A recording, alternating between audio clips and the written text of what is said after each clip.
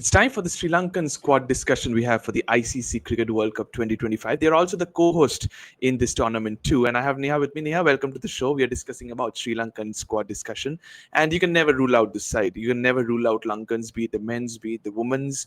Your thoughts on how the squad is looking like? First of all, let's take a look into the squad they have picked as of now. Chamari Athapaththu and Hashini Perera are there. You have Vishmi Gunaratne, Harshita Samaravikrama, Kavisha Dilhari, Nilakshi Silva, Anushka Sanjeevani, Imisha Dulani, you have Devni Vihanga, you have Piyumi Vatsala, you have Inoka Ranavira, Sugandhika Kumari, Udeshika Prabhudani, Malki Madara, Achini Kuduseria is there in the squad. But surprise, surprise, is there in the reserve pick. They have gone for Inoshi Fernando in the reserve slot. Overall, your thoughts on the squad? Hi, Preetham. Once again, really happy to be here on your channel to discuss all things Sri Lanka. I think first impressions of the squad is that it just looks like a very well-oiled unit. A lot of experience, coming in with key players like Chamari Athapaththu, you have Hasini Perera, Harshita Samaravikrama, Inoka Ranavira. I think the list just goes on and on. But the infusion of youth, right? I think that's like a major striking point and makes Sri Lanka incredibly special. The fact that they play a lot of their matches at home gives them that sort of an additional advantage that hey, we have the home crowd and support.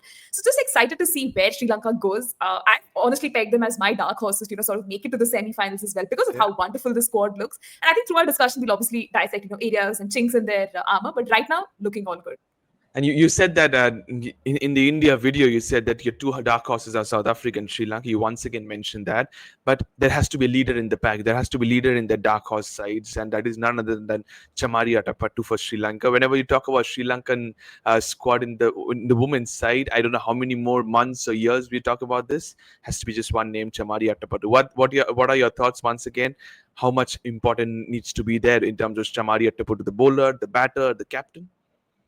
I think, Preetham, there's this quote, that goes on to say that there are, captains who are chosen, but leaders who are, sort of made. So Athapaththu is a perfect epitome of that, right? I mean, an absolute leader from the front, always is, giving her 100%, not just as a captain, right? But in both the departments of batting and bowling, is quite an electric fielder too. We've not just seen glimpses of this in like franchise cricket, but for Sri Lanka to, serve them for, more than a decade now. She's been such a central cog in the wheel, in all of their departments, an absolute value add, right, in any given side. There were slight concerns with her form. The last Sri Lanka played was way back in May too. But then the fact that, she's played in the WCPL comes in with, again, that sort of, match practice and will be able to just add so much to this Sri Lankan side. So again, I'd say, I think Chamari Athapaththu just being at her best is going to be very, very important for, Sri Lanka. And hopefully she can sort of deliver. This could possibly be her last hurrah too, right? Playing for Sri Lanka in an ODI World Cup, which obviously leaves a very bittersweet feeling, but just hoping for the best.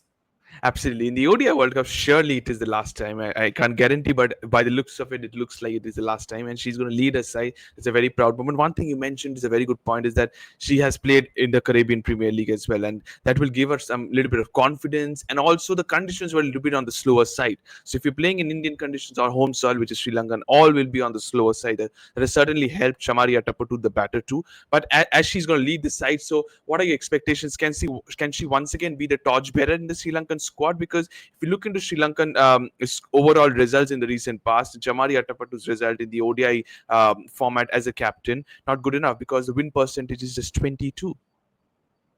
Yeah, Preetham, I think this stat might really stand out for a lot of people, but then it just goes to show you that Sri Lanka itself has been a very, side that's going through a lot of transition. There's a lot of fluctuations happening, a lot of, senior players coming in, coming out, new players, sort of finding their way back into that setup. And the fact they don't play as much cricket as you'd like them to, possibly can contribute to that.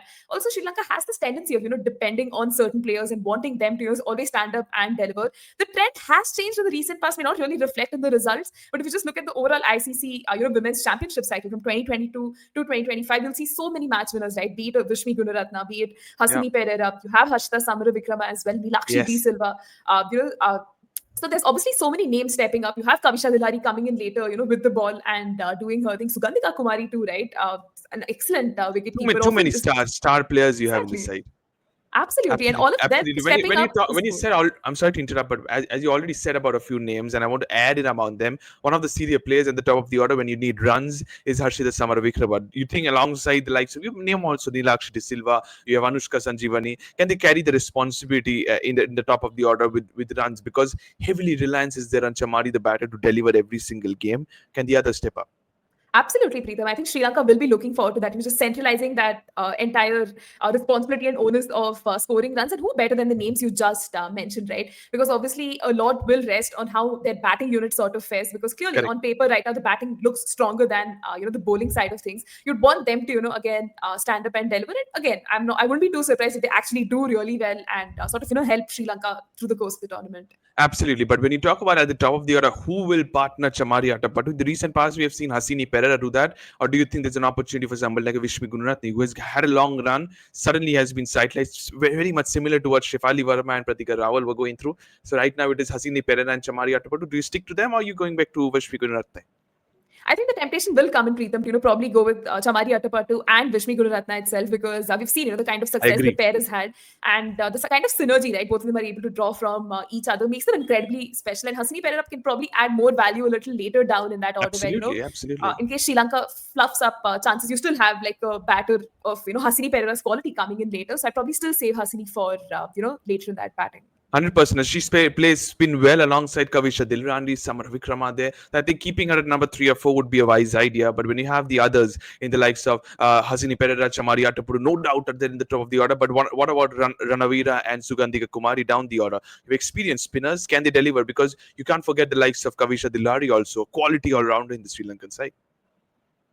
Absolutely. I think when you just look at the bowling side of things, right? Inoka Ranavira just comes in with so much Yeah. experience. She is 39, has served Sri Lanka cricket for the longest period of time. Udeshika Prabodhini too, right? Getting called up for this World Cup was massive, right? Because again, just the kind of experience she brings in is unparalleled. You have someone like a Malki Madara as well, right? I Yeah. think we loved what we saw of her during that New Zealand series. I think Yeah. it's always exciting to see fresh pace talents emerging from the island nation that's used to producing spinners. Even Sugandhika Kumari, apologies, I called her a wicket keeper earlier, but then with her slow left orthodox bowling, right, just brings in so much value. And you also have Achini Kalasurya to add to that list. That's So where I the was bowling, about to come to you. That if you're talking about Malki Madara, that does that mean that Achini Kalusaria makes way?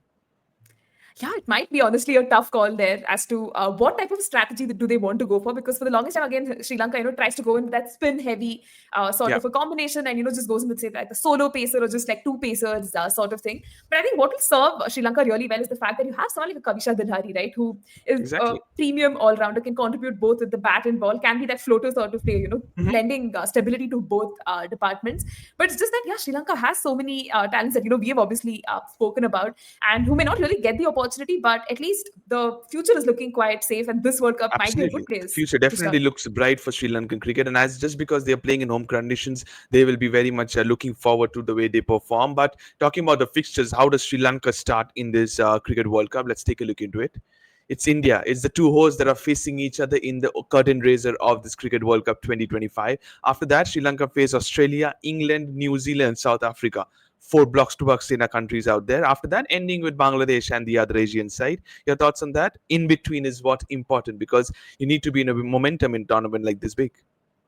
I think Sri Lanka really would be, concerned with that sort of schedule, right? I mean, you're starting off with possibly the toughest matches in the entire competition, and you're playing against top-tier sides, mind you. This is not Yeah. going to be an easy walk in the park sort of a situation for them.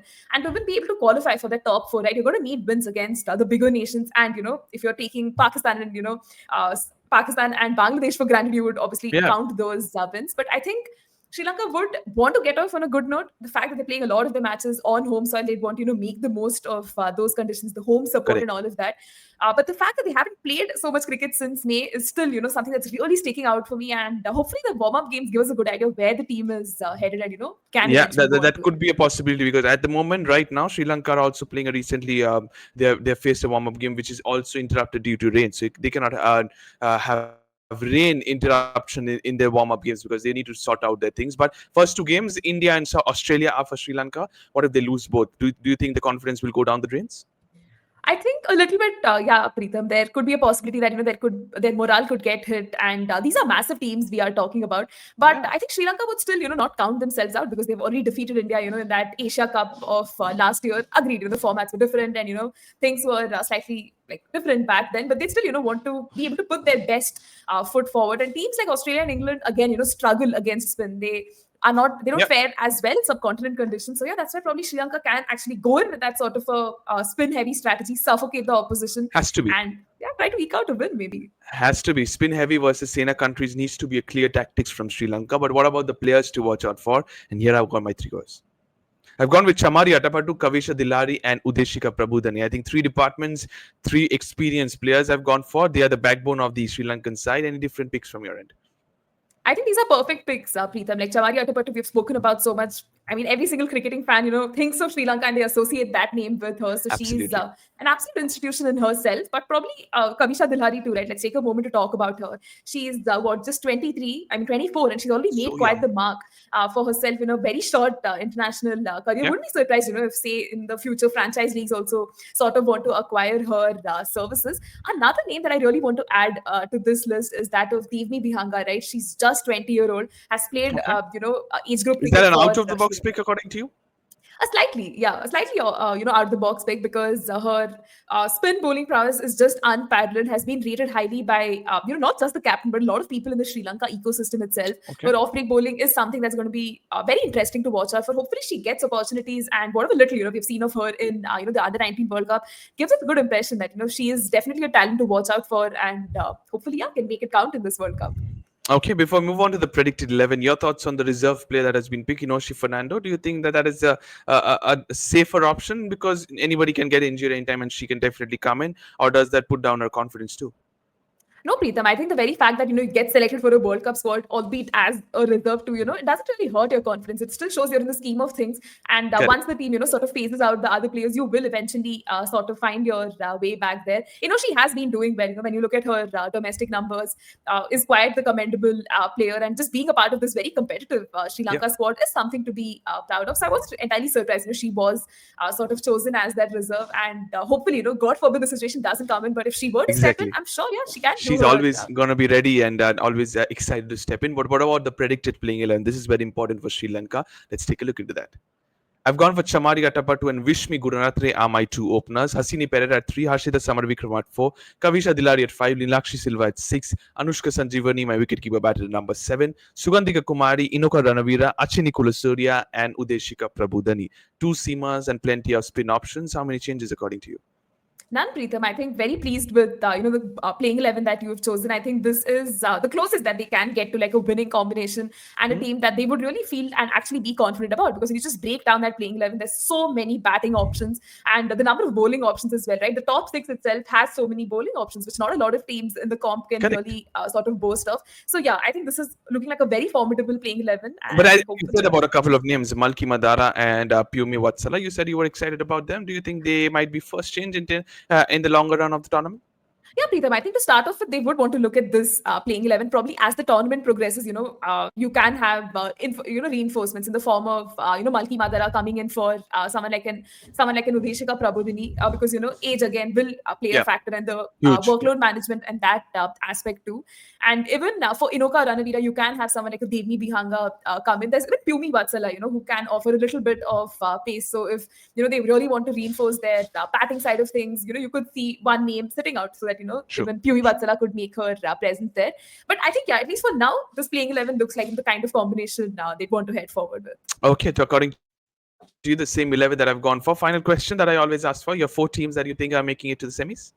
So yeah, Preetham, again, no surprises here. My picks obviously have to be, the clear favorites. India, you have Australia, there's England too. For me, the fourth place was a slight toss-up between, New Zealand and South Africa, and I'm going to give South Africa the slight edge. I know this is, Wow. yeah, I know this is different from the last conversation we had, but the way South Africa just performed right in that series versus Pakistan makes me want to tilt it little in that So in a favor. week's time, you've given a big thought about it, isn't it? Yeah. Absolutely, Preetham. I think watching a lot of cricket does give you that perspective. And lastly, I'd say Sri Lanka is my dark horse. I'd still keep them, as outliers who could, surprisingly just make the cut to the semi-finals. It'd be great, right, to have a new winner besides the usual suspects of Australia, England, and New Zealand. So yeah, just keeping my fingers crossed. That's the subcontinent Wow, team, that's and if pretty not much India, probably interesting. Sri Lanka. Yeah. Okay, very much interesting. So you've gone with two Asian sides, while the others are obviously the Sena countries. Thank you so much, Neha. That's all we have for you when it comes to Sri Lankan squad discussion. We are building India's smartest cricket community. Subscribe to become a part of it.